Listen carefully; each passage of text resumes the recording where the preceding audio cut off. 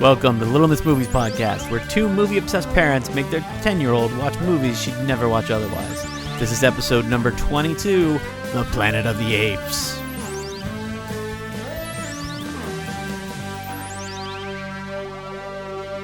Welcome once again to the Little Miss Movies Podcast. I am Josh. I'm a TV writer and all-around fun guy. I do all kinds of fun things. You do Zelda. Sorry. Shouldn't be It's laughing. my wife, ladies and gentlemen. It's my wife. That's all I got. You play Zelda. I do play Zelda. Yeah. I'm Christina. I am the wife. I'm also the mother of Little Miss Movies. I am a writer. She's waving. They can't see you, sweetie. I don't care. I'm a writer. If you're listening to this right when it comes out, I have a book on Jane Russell coming out very shortly, like within less than 2 weeks, I think. And I'm also a librarian. And yeah, that's it. Hi, I'm Gable. I'm Lotus Movies. I'm 10, almost 11. I don't know. I'm like 11 in less than a month.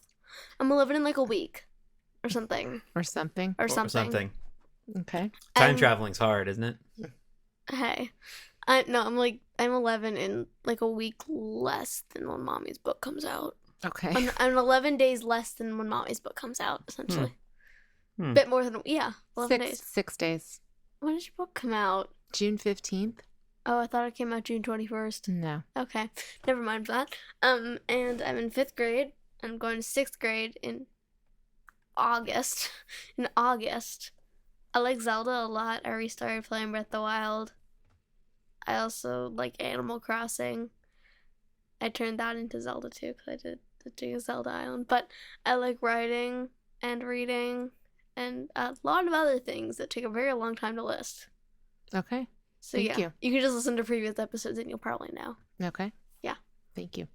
So this week, I am delighted, and this is yet another of our, this is like a cooperative pick from both Christina and As well I. as you guys forcing me to watch it. Well, yeah, You guys that's bribed what we me do. to watch it by Again, giving me back my Nintendo inherent- Switch.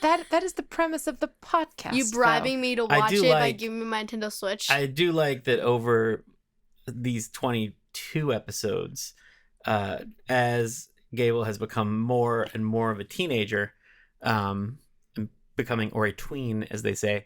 I'm a teenager when I'm 13. 3 years. Thank you, honey. 3 years. She's Oh man, she's showing us already the there. point. Yeah. Yeah. She's become more sassy and more argumentative, so that now the podcast is us just arguing with her about things. Yeah. It went from being like, "Oh, I like it. That was really interesting. I really enjoyed that," to like, "I don't even know. I don't even know I do this. You guys are mean." It's just like, all right, Because here you we are. told me to write down my stuff now. You're just wrong. Because before I was just talking, you were saying that it wasn't enough. See, there she is. See, she's There she sassing up. goes. I was just talking and you were like, Sassing you're not up. talking enough. So I Hold wrote a it good down. thought for us, audience. Hold a good thought for us. But we are thrilled. Christina and I are thrilled because this is a movie that we both loved as children, and that I have continued to love, and you have continued to love. Although Christina does not love all of the sequels, I do not love the sequels. I love it all. I love the sequels. I love the prequels that just came out. I love the Tim Burton remake.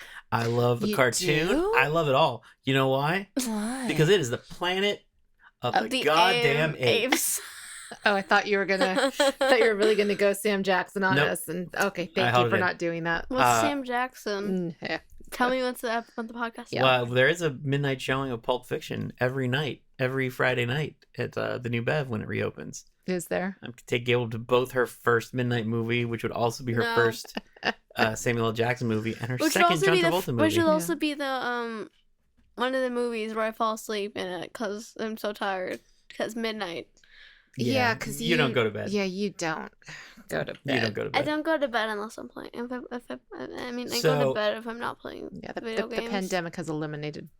Yes, it your has. I ability mean, to we go to once bed. stayed up to like 1 a.m. trying to finish it. Okay, we don't okay. need to It was talk fun. about that. Planet of the Apes, the classic film based on the novel by Pierre Boulet, written in part by Mr. Rod Serling of the Twilight Zone, and a a scene-chewing, semi-awful performance by Charlton Heston.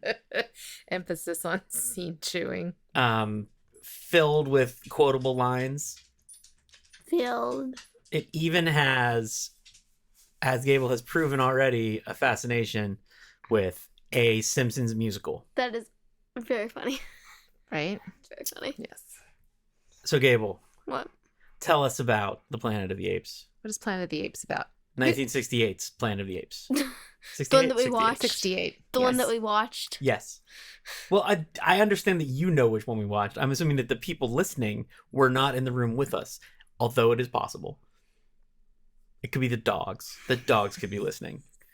They don't Like, care. I'm They not don't, sure. they don't care at all. I'm curious, were you talking about the Tim Burton remake? Because, I'm not a fan of that. And I think Charlton Heston's performance is actually kind of understated. It's very nice. So tell us what Planet of the Apes is about. Although we don't need a Grotesque level of detail. we don't need a point by point plot. It's about synopsis. three guys on a spaceship sent by Earth, and they're just traveling. And then they go into, like, I don't know. Stasis. Stasis. hmm There's a thing like it in this graphic novel that I like, but what? There is. Oh. I'm just saying, but they go into like this stasis, and then they wake up, and they're on this strange planet that it looks like it's just deserts they explore, and then they find cave people that are just humans, but they act like cave people, and they also find very hyper intelligent apes. Yeah, so then they go and they get captured, and only one of them survives, and then and they're like, they figure out that he can talk. He can talk. He can talk. He can talk. He can. I can sing. And so then they're like, oh, you're very interesting because you can talk. Yeah. Just a couple find him interesting. Yeah. Otherwise, they're appalled. Yeah. Yeah. So yeah, and then stuff happens. We're good. and I think stuff I think happens. we're Yeah. good. Stuff happens. That's enough. They find out stuff. Can we? He discovers he's on a planet of. The apes. Yeah. Mm-hmm. Interestingly, side note, in Planet of the Apes 2, Beneath the Planet of the Apes, would you like to know what they find out about the Planet of the Apes? It's not really the Planet of the Apes. Well, there's not just apes on the planet. There's also mutants. It's very strange. It's a very strange choice that I'm there's. okay. I aggressively do not like that movie. I'm okay. Also, they couldn't get Charlton Heston back, so they have a guy who looks like Charlton Heston who plays a second spaceman astronaut who is sent from Earth to try and find Charlton Heston's ship. And I think they have a similar fate to the first ship. And then he goes through almost the exact same plot as the first movie, just faster. I hate when that happens. It's amazing. Yeah. I don't know. Evil Dead does it. Evil Dead 2 starts with Evil Dead 1 No, I just again. hate when you like go into space and Mhm. it spirals out of control Go and you travel through end time up on and- you yeah. travel through Yeah, it does happen. Yeah, that You do a that whole is a bummer. thing. Yeah, you do that whole thing. So, Gable, tell us once more. Tell us your thoughts. I just realized there's a problem with them.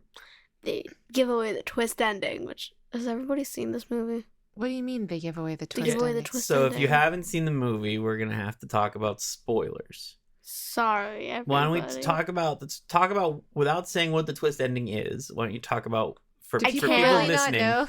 I don't know. What the- I mean, I Like, knew it's one of before I the even most- saw it. I knew No, the you didn't. twist. Yes, I did.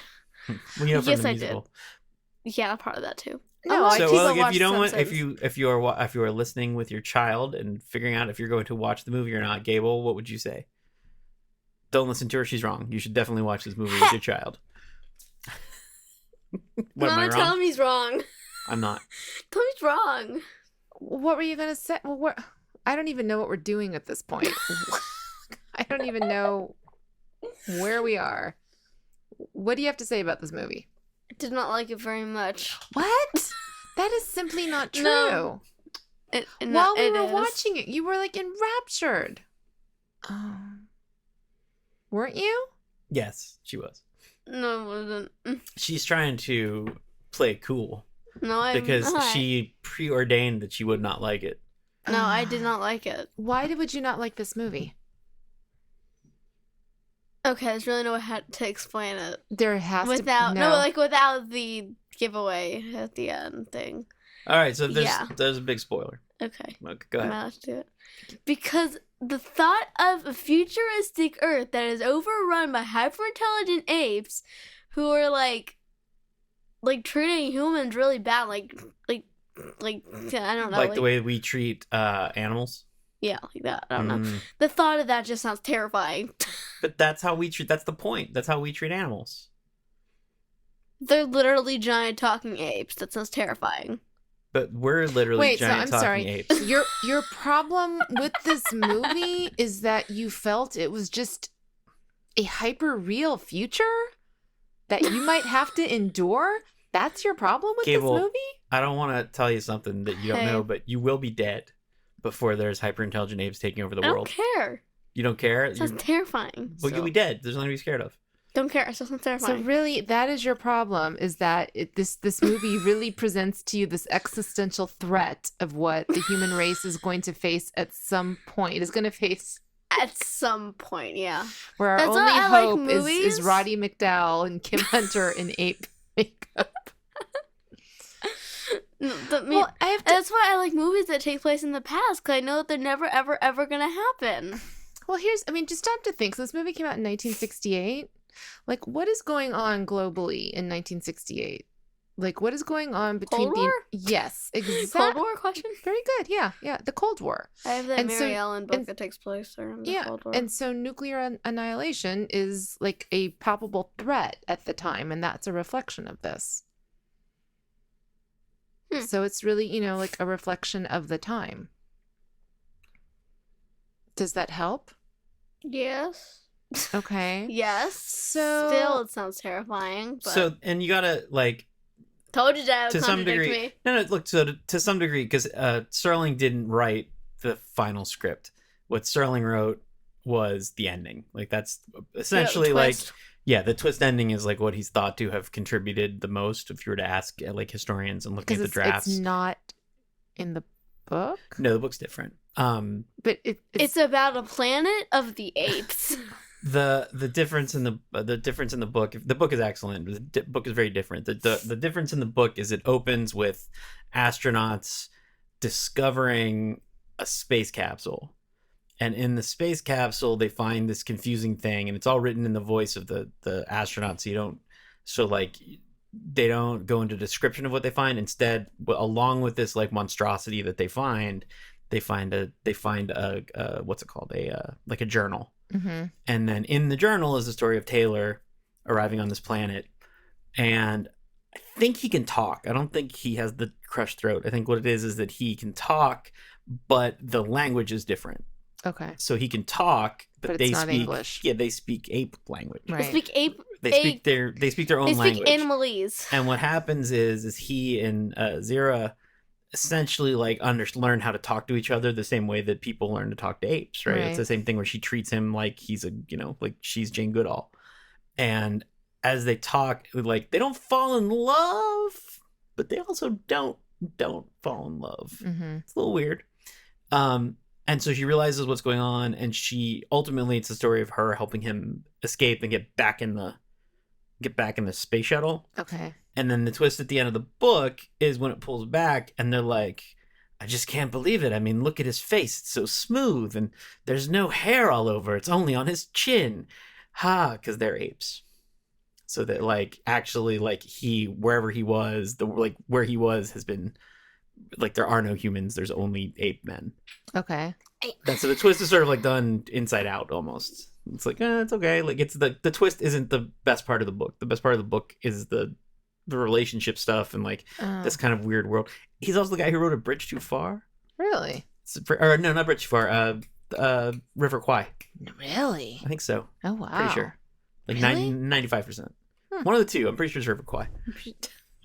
I don't know doing what you jazz guys are here. talking about anymore. So, you lost me. Like, I don't know how we got on what the book is about. Oh no, so Sterling was brought in specifically because, like with the Twilight Zone, they wanted to tell a story that had these sort of interesting undertones that were about something important that, generally speaking, you could not get money to do.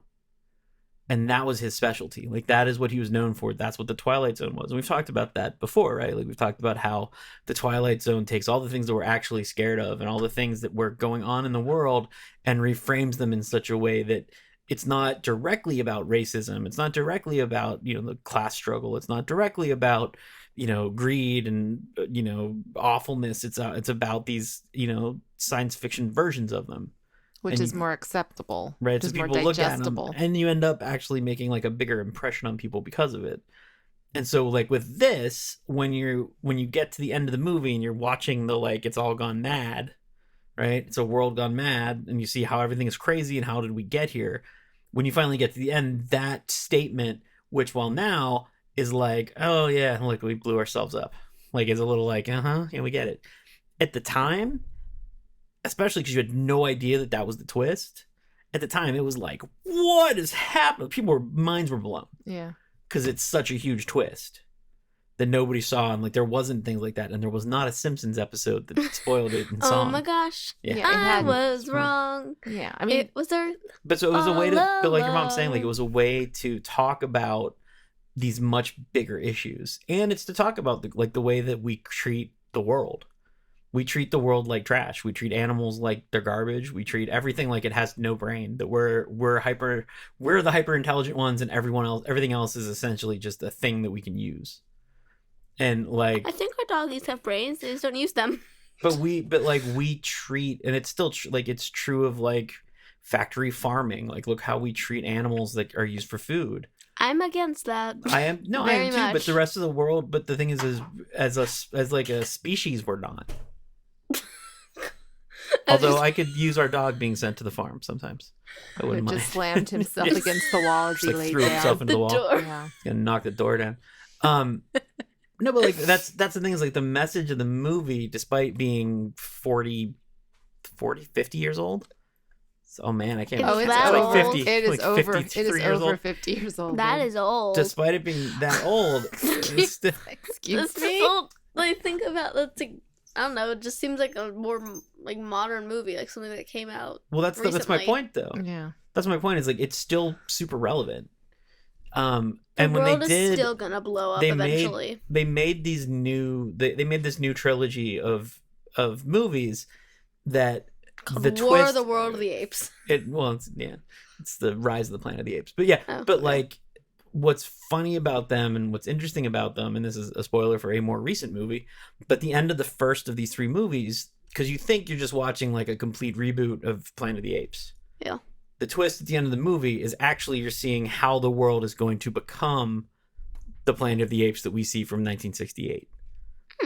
And then that trilogy sort of like walks you through how all the things that they talked about in 1968 are actually the same problems that we're still dealing with, and how we continue to be terrible. Like we continue to not fix them, and how because we don't fix them and we let our worst demons rule us, we're almost on we're on a collision course. And so, and the message, because I know you get upset about things that are bleak or that have like that have that sort of like dark message. Yes. The message isn't actually bleak. The message is actually that's why we need to change. The message is global warming is going to ruin it unless we don't do something. No, it's a cautionary tale. it's to make people think about what they do and think about their actions. Like the reason why people eat so much meat, like, yeah, it tastes good, but they also don't think about it. Like one of the things that was in like when we became, because we've been vegetarians for 6 years now, 6 years? 7 years, Yeah. somewhere around there. I've been vegetarian for like less than a year. And like what happened after, because we were both like, I love steak. Like steak is so good. But after being vegetarian and not eating meat for even just 6 months, suddenly like there was like a fog that lifted, and you were like, oh right, I'm eating the muscles of a creature. Like this is a thing that was alive. Suddenly like just understanding like, oh, this was a chicken. Like this was the breast of a chicken. It's not chicken breast. It is a breast of an animal. And those are all things that like you just don't think about. You're just eating it. It's just food that's in front of you. The point of good art of any kind is to actually make you stop and think.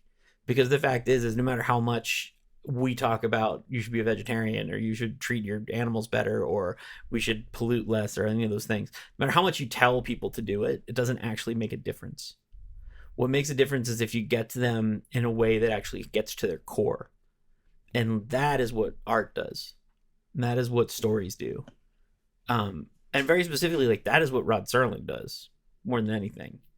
And it's funny because, like, I think the whole movie's great. I love the whole movie. I think the whole movie is the ending, though. Like, the ending is what actually makes it all kind of work together and pop in the right way. Yeah, where it just all comes together, and it almost makes you want to just watch it again. Because, like, oh, what did I miss? So kind of like your existential anxiety aside, but just like as a film and as storytelling, you did enjoy it, right? Like, this wasn't a movie you continuously asked to pause. You sat there and watched it.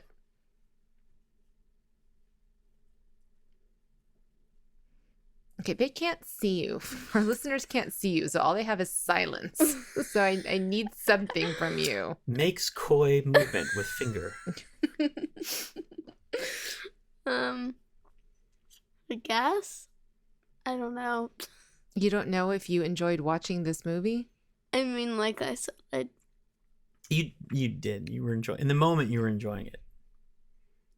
Oh, the look of death on her face. I get my thing. This episode's getting heavy, but like, no, my thing that's what's important to me, and it's true of. It's funny because, like, when you look at, especially the Pixar movies do it too. What makes a movie kind of stand the test of time is its ability to talk to, like, a primordial piece of humanity. You know what I mean? Something that's, like, built into all of us at our gut level. And Planet of the Apes, it sounds ridiculous because it is totally just a cheesy 60s sci-fi movie. Like, that is what science fiction movies were like pre-Star Wars. Like, all of them to some degree. What makes it not all those other movies, and what makes it something that has stood up, that everybody does know the twist ending, that everybody know when you say it, everybody knows exactly what you're talking about, and they know to get your damn paws off me, or get your paws off me, you dirty ape. Yeah, right. The reason why everyone knows that stuff is that it does such a good job at painting those pictures, at it clawing at something inside, because it is unthinkable, because it is something that is like, it makes you uneasy. Like, even the makeup is so odd, but so good. Yeah, like, it's like, compared to like other sci-fi movies of that time, like, that makeup is fantastic. Like, that makeup has inspired, although effects artists for generations. Not to get off that track, but so do you remember another movie that we saw? We haven't reviewed it on here, but you've seen it multiple times. Another movie that has like man apes in it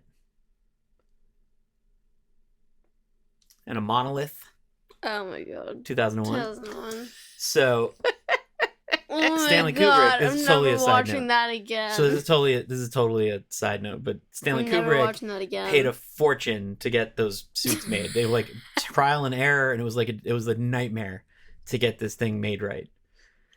When Fox started working on this movie, they were trying to figure out how to do the suits, and so they went to all these guys who had done the various, essentially the guys who did the makeup designs. Mm-hmm. And it's not like now where you had sort of like, now you have like the not just the apprentices, but like the apprentices. So you now have like a pretty wide range of people you can go to. Back then there weren't a lot of people who did it and did it that well. And so they kept hearing about, like, well, there's really nobody available. They're all working on this Stanley Kubrick thing. And supposedly this is from, like, Stanley Kubrick's book. There's a book about the making of 2001 that came out a couple years ago, and one of the claims in it is that they kept having the makeup guys kept disappearing. And they were disappearing because they were getting paid a small fortune to essentially, like, steal pieces of costume and go work on Planet of the Apes. And when you look at the two next to each other, you're like, oh yeah, those do kind of look the same. Do they? Mm-hmm. Yeah, like the way the mouths work, the way the eyes work, like the actual mechanics of how the makeup works is almost identical. Huh. Because when you think about like other monster makeup, Yeah. and it's either just like a mask so it moves with their face, Mm-hmm. right? Or or it's like flat makeup, Mm-hmm. right? What these are, they actually have servos, and like there's actually like mechanics behind it, which is what Yeah. makes it like really feel, Which is what which is what Kubrick did.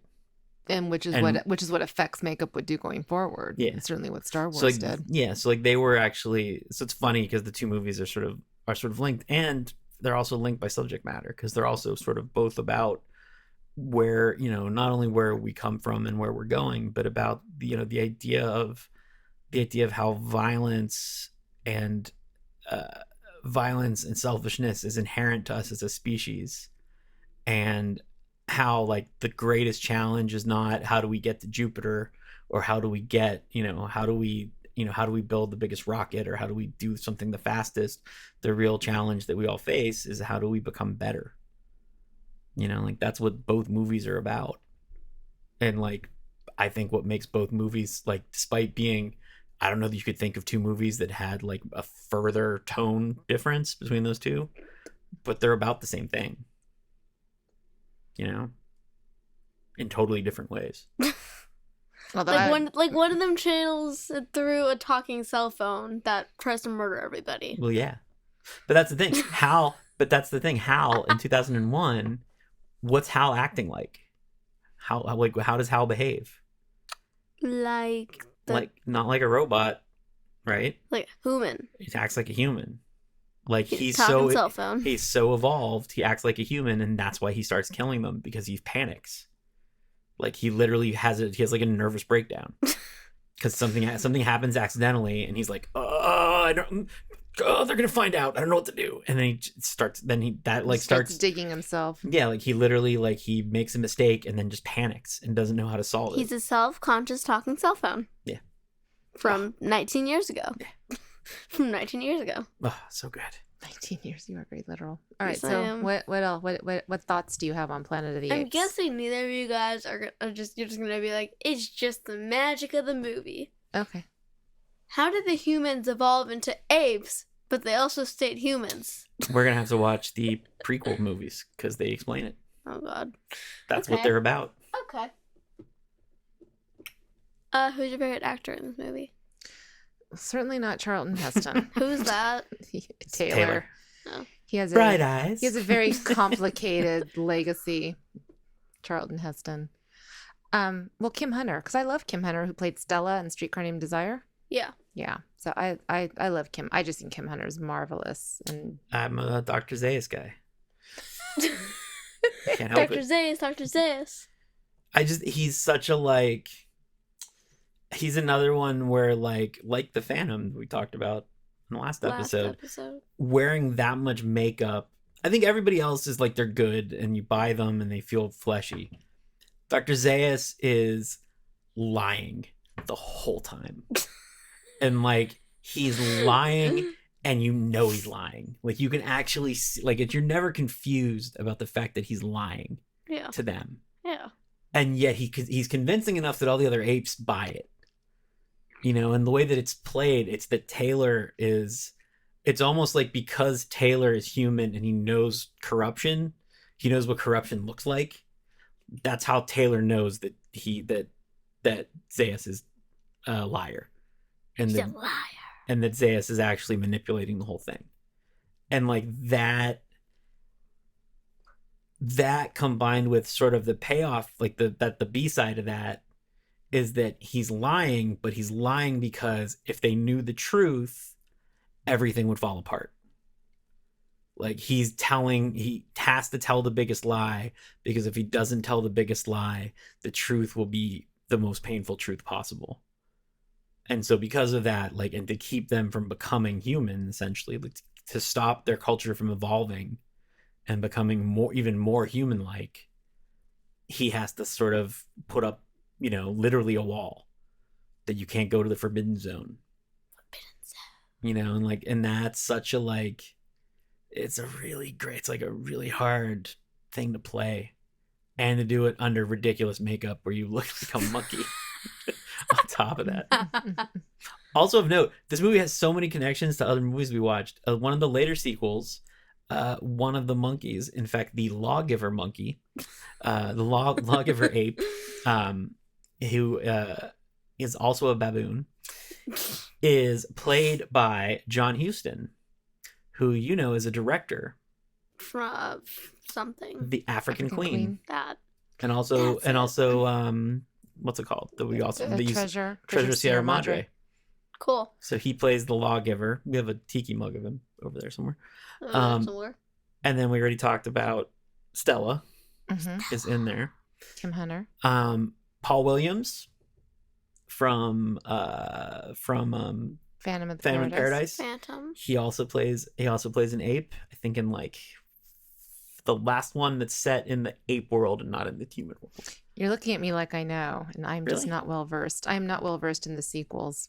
Speaking of the lawgiver, though, I don't know if you remember when we would go to the motion picture country home to visit Mary Carlisle. Oh yeah. Yeah. And so there was a little garden area we'd sometimes go sit. Yeah. In the garden area, it was parts of Roddy McDowell, Yeah. who's in Planet of the Apes. Mm-hmm. Parts of his garden were moved to the motion picture country home, including a statue he had of the lawgiver. Cool. So we actually have photos of you in front of the lawgiver statue at the motion picture country home. Do you really? Yeah, Have I seen those? I'm sure you have. I don't think I have. I'll dig those up. Why is that not her profile picture? Profile picture for everything. Why would I want that as my profile picture? To please your dad, honey. To please No. your dad. No. My profile picture will always be Zelda. Okay. It is Zelda and it will always be Zelda. Yeah, 5 months ago, you probably said your profile picture was always going to be Luna Lovegood. So No, those Jeez, Animal you Crossing. kids are fickle. He's in Battle for the Planet of the Apes, and even more importantly, This is Paul Williams. yes, he went on Carson, dressed as In his ape makeup. and performed a song. He is wonderful. Yeah, Like, he is an incredibly delightful person. and that was when he was like at the height of his like drugs and craziness, and he was still just amazing. Just delightful. Okay, what thoughts, questions, what do you I have for have us? one more question, but I just realized I've answered it before. The answer is Utah. Utah. The Utah. answer is Utah. Is it what is your favorite character in the movie Point Break? No. The answer is Johnny Utah. That wasn't it? No, it was where was the film? Utah. You didn't want to ask your other standard question? What? What did people think Oh, of it yeah, when it came out? I mean, I'm guessing everybody loved it. And that it didn't completely bomb. It had action figures. Yep. Everybody So liked people it. Okay. people think of Star Wars as being like the first film to have like a successful toy tie-in, but it's Planet of the Apes. Okay. There's That's all of them. there's action set, like they made action sets, like all the Yep. things that they would go on to make Yeah. Star Wars toys of. I mean, they weren't like, Star Wars established that the size. size. But Well, because they're Mego size, right? yeah, I think These they're were the Mego. Yeah, Mego they're dolls. Migos, so they're bigger. So they're kind of like the soft ones with the hard heads. hmm I don't know if we have any. We have them. They're just not around the house. But it was a very successful toy line of Planet of the Apes. And the thing about it is that it was, again, to go back to the sort of genius of the movie, is it's like for little kids, it's just like, oh man, there's monkeys and they're crazy. And then Yeah. for adults, there's like, oh right, and it's about something. Yeah. Yeah, as well. you showed it to me when I was 6 years old, and that's And you weren't. basically what I thought of it. Yeah, you had seen this movie before, but you didn't like it the first time either. I didn't. Man, because like Daddy would, it was when I was in roller skating, and Daddy would let me go roller skating until I finished watching it. so you've always been bribed to watch I still this have movie. no idea Yes. what you're talking about. That happened, Dad. I remember. See, because I I saw remember. it as a kid. And the TV show was on when I was a kid. Loved it, but it was because it was. I loved the apes. I loved the makeup. I thought it was just incredible. Christina, do you hated it. know what movie the director made immediately after this? And I do not. Patton. Seriously. Yes. Wow. Yes, he did. Wow, I would have not guessed that in a million years. And then he went on to make The Boys from Brazil also. Wow. Yeah. Oh, wow. Yeah. That is quite a career. It's very strange. That is very strange. That's what it was like back then, though. Just do stuff. Just did jobs. Who knew? Yeah, they were journeymen. Is that all you got, Gable? Mm-hmm. That's all I got. Did you? I know you were. The scary part was when you see the guy who's had the lobotomy. That was upsetting, and the guy in the museum. Mm-hmm. But did you find it? We got to the part with the brain thing, and we got sex, and I was like, no, I don't want to watch this anymore. I don't want to watch this. And you were like, and you were like, you can't. I can't imagine you understood it. That's ridiculous. I But did. you were like, I was like, oh look, Daddy, he had lobotomy. They removed a portion of his brain. no. What happened was I was like, what just happened? You were like, did you get a part of his brain? I was like, what? And what did you know? You don't know what that means. Yes, I did. No. Yes, I did. And then I did. Your mom has a weird connection to this movie because of one of her friends. What? I do. Your What? best friend. Her name. Oh, I do. That's right. So the main female. Yeah, you told me. Well, You told me. But the main female in the movie is named Nova. And my best friend growing up, who I met in junior high, is named Nova. And I think her dad would always try to, like, their parents always just tried to play it off as, like just a hippie name because her name's Nova Star. And like one night, I don't know if he had wine in him. I got him to admit that it was he named her after Nova in Planet of the Apes, which I always thought that was super cool. I don't know why you wouldn't be super proud of that. I don't know that Nova was always thrilled, but yes. So there's more than one Nova in the world because of this movie, I presume. I would guess, yeah. Yeah. Because it's certainly not the car. People always thought she was named after the car, though, which I think, really irritated her. The car, there was a car called a Ford Nova. It was a Chevy. Mm-hmm. A Chevy, sorry. Yeah. Chevy Nova. Yeah. And there was a problem with it, which is when they released it here and in Mexico. And do you know what Nova means in Spanish? It means no-go. So it did not sell well in Mexico. But it was quite a must look. My grandma had one. And so she drove it like a grandma, and then your grandma, my mom, would get in it and just take off because that thing had guts. So there's a girl in my high school that all the guys had crushes on, and she drove one. Did they have a crush on her because she had a Nova? No, it added. It certainly helped. Yeah. Bright orange. No, see, my grandma's was beige. It was very ugly. And she sold it for very cheap to I want a pink one or a blue one. You want a pink Nova? But you don't even know what it looks like. I don't care. You just want something pink or orange. I want pink or blue. Or blue, sorry. Or blue. But it would not be environmentally conscious, and isn't that part of your problem with watching this movie is to see what we're doing to the planet? Right. Can I so get I don't think like... you can. I don't think you can have a vintage Chevy Nova, dear. Okay, I'm gonna get a Tesla. Okay. We'll do that. Okay. So Gable. The question of the finishing question. Yeah. So The would Gable you? Smiles? Yeah. No. Would you Oh. recommend it to your friends? Okay. I feel like a failure. I think this might be the No. last episode. I can't take this anymore. Let me say no. Yes. Well, the more episodes we do and the more this goes along, I just think I feel like I as think much you as underestimate your friends. That's what I think. maybe. Because No. I feel like our daughter is maybe not a cinephile like we are. It's what this podcast is teaching me. Wait, what? That I'm not what? That you just really don't like movies that much. I like video games a lot. I like video games quite Should a we lot. change the show to Little Miss Video Games? Yes. Okay, Very then, cool. then you guys have fun. I'll be in the bedroom watching movies. Yeah, but that also gets short because there's only like 30 Zelda games, and they each take a month to play. Oh my God, there's 30? Yeah.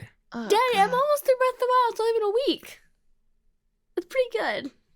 I think you play video games too much. No, I don't. I think you do. I think Well, we need they're to easy. find another kid who likes movies, maybe, know. for this podcast. See if we can adopt somebody. Yeah. Mm. Trade you. No. Gable, No. how many of your verschnickety Gable smiles would you give to 1968's You're masterpiece? gonna hate me for this. You're gonna hate me for this. You can say whatever you want. 2 and 5. Your face, Mama. 2.5? That Yes. was the last words of our daughter, who is no longer welcome here. Pack your bags, kid. Pack your bags. It's been fun having a podcast. Well, we did. And then it all took a dark turn. She thinks we're kidding. Yeah. And then You're You- sleeping we're outside gonna have to tonight. like migrate or change the podcast where Josh and I talk about movies we'd like to show Another kid. another kid who can appreciate movies. It's a kid who isn't wrong. Hey, Gable, it's called it's okay. an opinion. Hey, Gable, you know what? It's okay. Everyone's allowed to be wrong about things. It's a little bit off that you're wrong about everything, It's, but you know, called an opinion. never heard of it. It means something that I think is bad, but you might think is good. I don't follow. I don't know what you're talking, but this is more of an absolute Do I need to situation. go and write an opinion essay on why I think and why I don't like this movie? Maybe. I know how to do it. Okay. And make it persuasive. So maybe persuasive. What? Make your argument right now. It's literally about a post-apocalyptic. Okay, I said that wrong. Are you drunk, Gable? No. Post. I told you not to give her that liquor. Like no, I can't. I can't talk today. I couldn't say Sudoku today for some reason. We're doing it in science tutoring, but we're doing a thing about scientific method. Okay. But it literally takes place in a post-apocalyptic world Mm-hmm. where apes rule over humans, and it's also and that the apes are basically just like de-evolutionized humans, but they can talk still. They can talk. They can talk. They can talk. That's it. That's why you don't like it. Again, we're back where we started, and again, that's not like why I don't like it. It's like a mystery. It's a complete mystery. Because like Gable. Escape from New York is post-apocalyptic, kind of. You like that? But it's only in New York. It's not over the entire Oh, you world. think the rest of the country's in better shape? Everyone's like living large in the rest of the country? I mean, They're not. maybe. I don't know. They're not. I don't know. You don't know that. I do. You don't. Oh, my headphones got me. Clearly, you haven't seen. No, Escape I don't from want to Los watch Angeles. Escape from LA. I don't want to watch Escape from LA. Okay. Well, I think we need to put this episode out of its misery. Yeah. Thank you guys for listening. Don't take her word for it. You should definitely show Planet of the Apes to your Don't show your child. 6-year-old Planet of the Apes, or I else they're I gonna disagree. hate it like I disagree. me. No, I mean, I was that young when I saw Planet of the Apes. I thought it was amazing. If your child is like me, And don't I- show it to them when and they're 6 years I- old. If your child is like Gable, meaning incorrect.